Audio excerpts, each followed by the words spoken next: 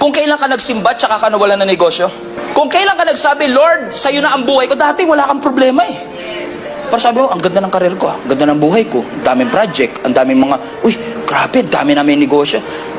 Lord, papunta nga ako sa church, magpapasalamat ako sa Panginoon. Uy, nagustuhan ko, balik uli ako next Sunday. Uy, okay uli, balik ako next Sunday. Tapos nagugulat ka kung kailan ka lumapit kay Lord, doon dumami yung problema mo. Alam mo kung bakit? Sabi mo, Pastor, pag-pray mo naman ako, nag-i-struggle ako financially. Most of the time, you're not struggling. You're at war.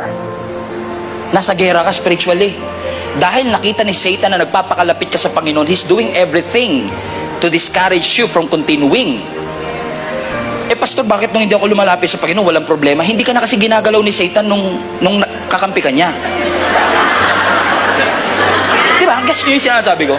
Kasi, yung mga demonyo ito, sabi niya sa kay Satan, sabi ng mga alagad ni Satan, boss, tignan nyo, ang ganda ng buhay nito, guluhin natin. Huwag mong guluhin niya, kakampi natin yan, okay? Kasi, pero the moment na sinabi mo, Lord, ibibigay ko ang buhay ko sa'yo, nagulat ka. Bigla may mga resistance, may mga struggle, nawalan ka ng negosyo, nalugi ang kung ano-ano, di ba? Nawalan ka ng mahal sa buhay. Ang katakot-takot na problemang yung dinaranas, pero hindi ibig sabihin dumaranas ka ng problema, nasa maring landas ka.